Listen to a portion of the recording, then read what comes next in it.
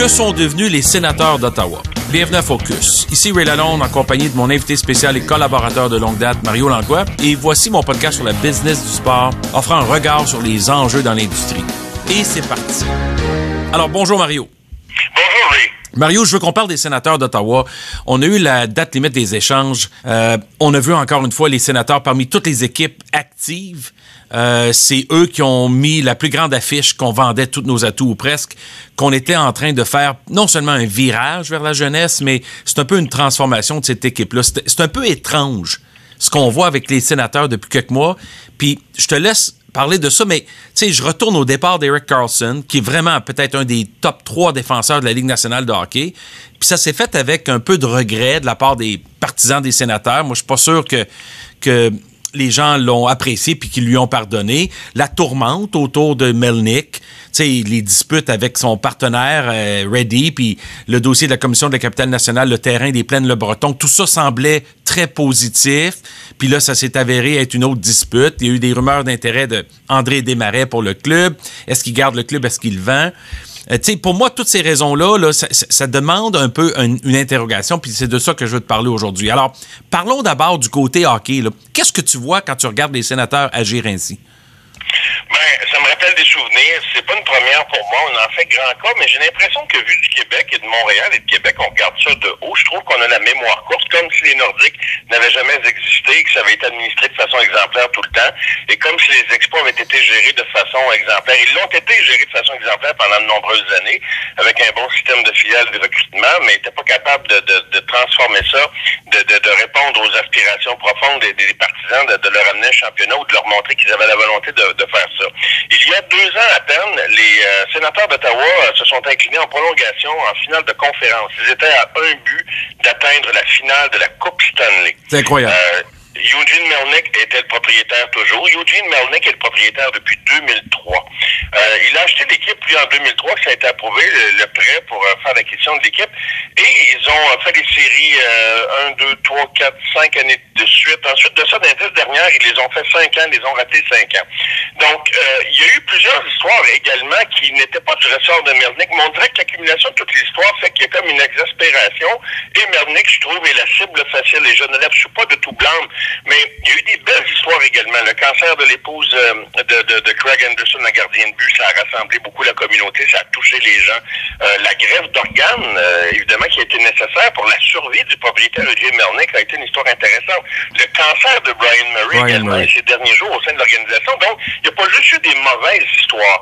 Sauf qu'on est dans un monde où la colère s'exprime rapidement, la colère, la frustration des partisans de voir des vedettes partir, comme quand on regardait Larry Walker, Marcus Gleason et tous les espoirs qu'on avait ici, comme quand les gens à Québec ont vu Peter Stastny, Michel Goulet. Mais on le sait que, bon, les Nordiques sont pas restés à Québec, mais on sait que ces transactions-là ont abouti sur une équipe de championnat quand même à Québec. Ouais. L'Avalanche Colorado, c'est l'an 1 après Québec, c'est tout le travail qui a été fait à Québec, plus Patrick Roy, on gagne un championnat.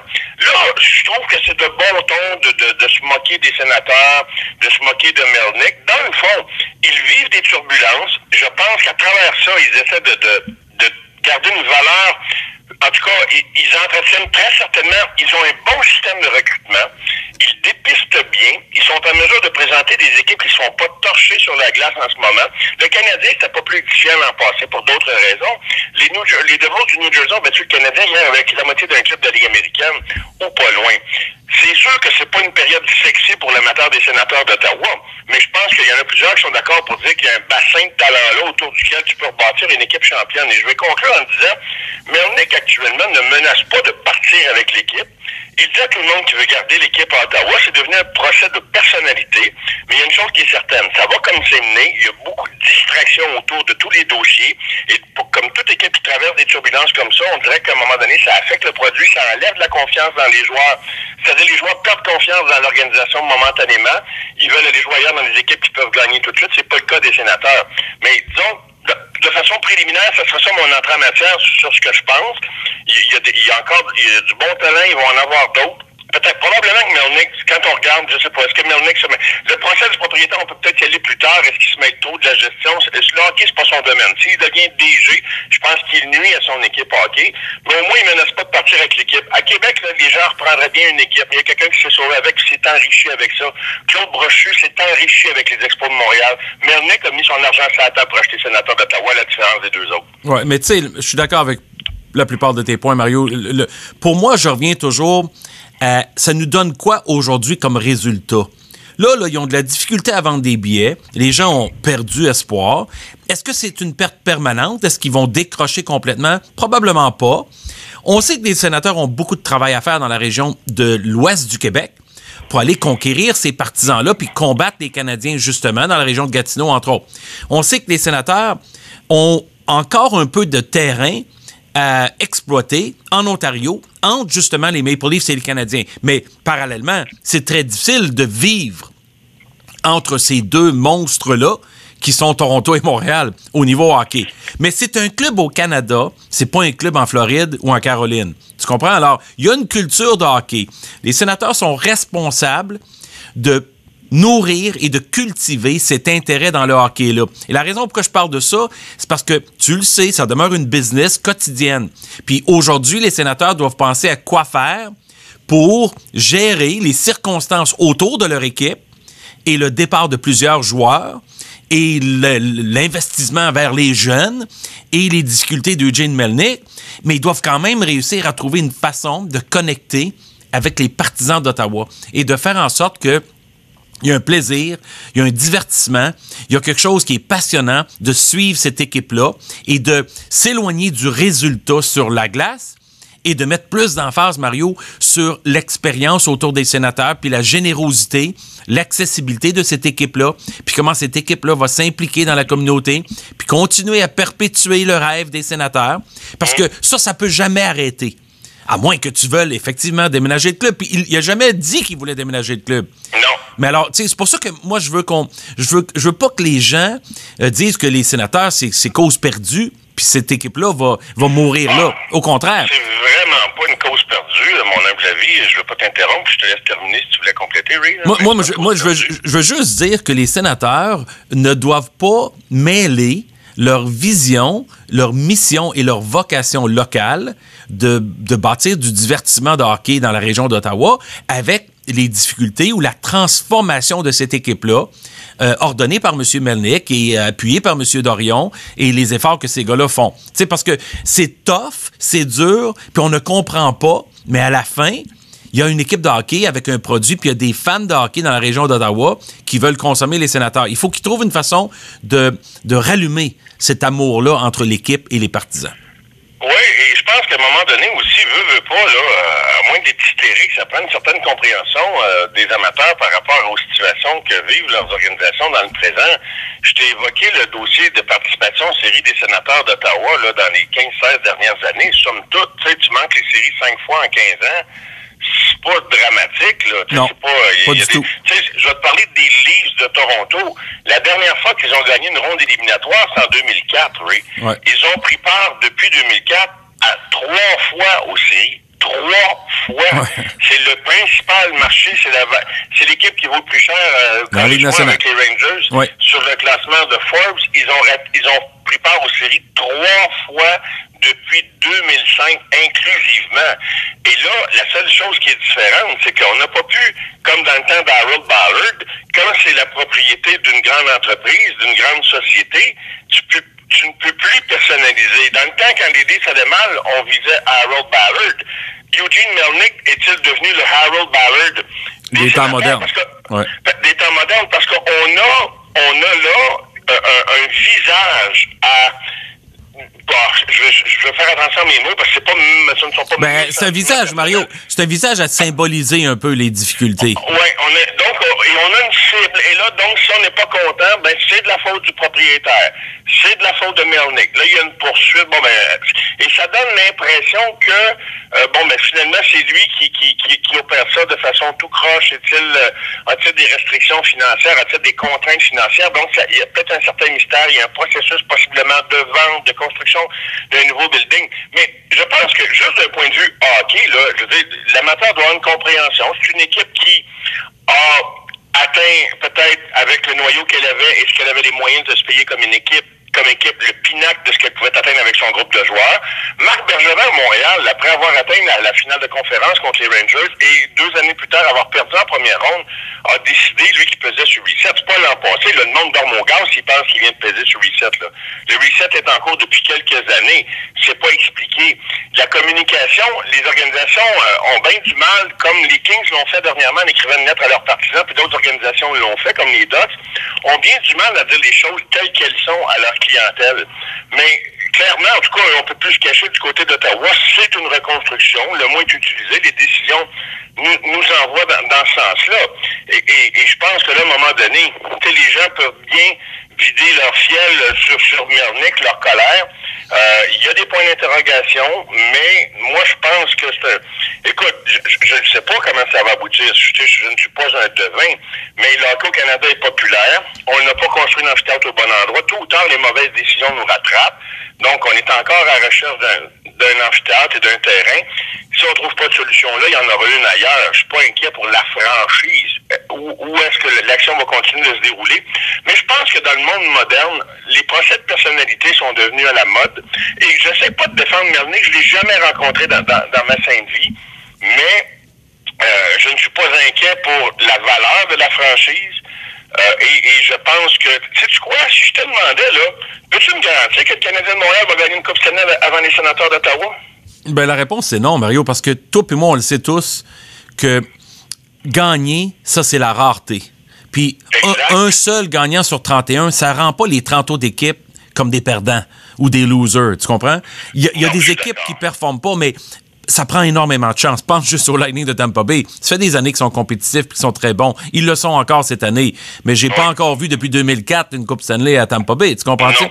Alors, sachant ça, ce que ça veut dire, c'est que il y a de plus en plus de parité et les Sénateurs sont coincés un peu dans cette opération-là. La division des Canadiens avec Boston, Tampa Bay, Toronto, entre autres, et Buffalo qui s'améliore constamment, puis Ottawa, puis c'est quoi, puis Floride.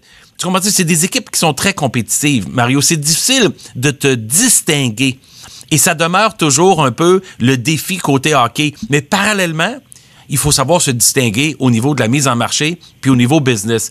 Et là-dessus, je te rejoins à savoir que on doit avoir plus de transparence, plus de communication avec nos partisans en 2019 parce qu'ils ont des moyens d'obtenir de l'information. Ils veulent qu'on leur parle puis qu'on leur partage un peu notre approche. Certaines équipes le font mieux que d'autres, mais je pense que ça s'en va toutes dans la même direction. Puis il va falloir que les Sénateurs, à mon avis, puis ça, c'est de façon très affirmative, qui communiquent peut-être plus clairement avec tout le monde pour que les gens comprennent un peu ce qu'ils sont en train de vivre puis la situation difficile dans laquelle ils sont plongés.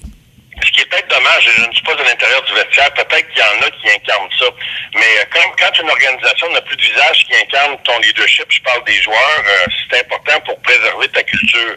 On a vu des organisations se perdre, des grandes organisations se perdre en tentant de se reconstruire, et l'exemple le plus flagrant est celui des Oilers d'Edmonton, puis je pense qu'on pourrait inclure les Islanders de New York dans la même citation, là. Ouais.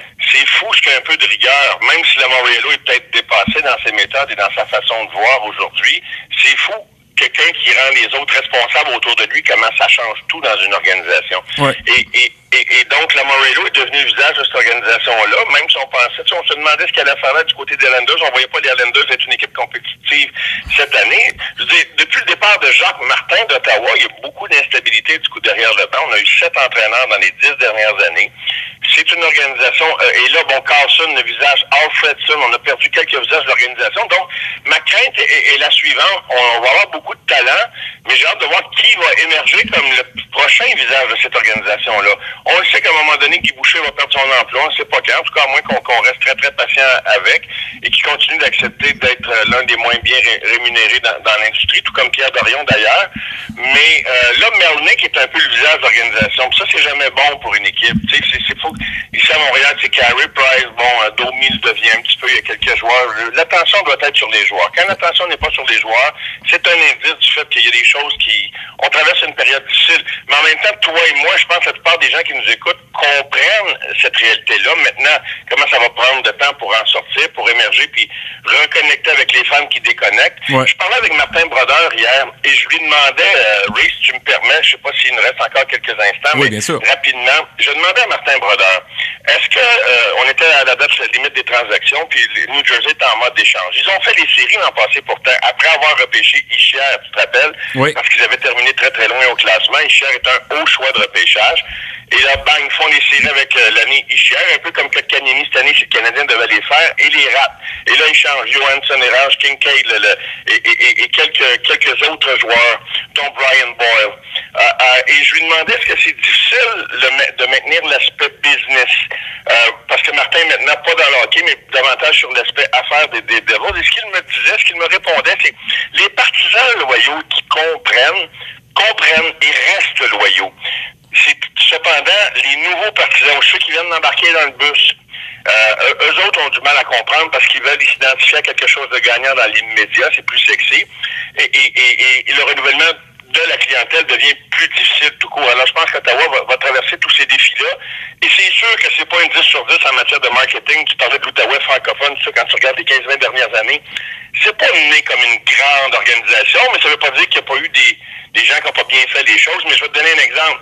C'est une organisation qui refuse tout contact avec les médias montréalais, à titre d'exemple. Ouais. On ne veut pas rayonner au-delà de l'Outaouais parce que, dans le fond, on voit ça davantage comme du trouble à gérer qu'une possibilité de prendre des ils voient ça, puis tu sais, je termine avec ça. Le problème des sénateurs, tu le dis, un petit peu de manque de leadership entre le côté hockey puis le propriétaire. Ce que je veux dire par là, c'est qu'il n'y a pas d'opérateur, puis je le dis souvent, à la télé, à la radio, le chef-d'œuvre, le chef d'orchestre, le maître de l'opération, ça doit être celui qui agit avec toutes les possibilités devant lui, mais sous la direction d'un propriétaire et sa philosophie d'entreprise. C'est ce qu'on appelle un président ou un Chief Operating Officer.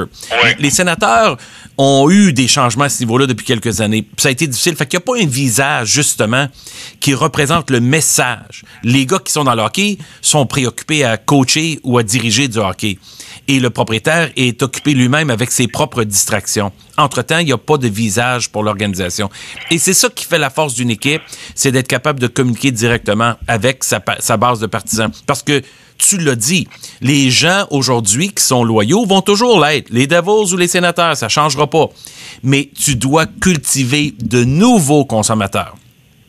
Et si jamais là, tous ces efforts-là n'aboutissent à rien, et je ramène en terminant l'exemple actuel des Hurricanes de la Caroline, une initiative des joueurs qui décident de s'exprimer envers leur public en célébrant de façon un peu originale, ou il y en a qui vont dire même qu'ils éteignent leur victoire à domicile après les matchs.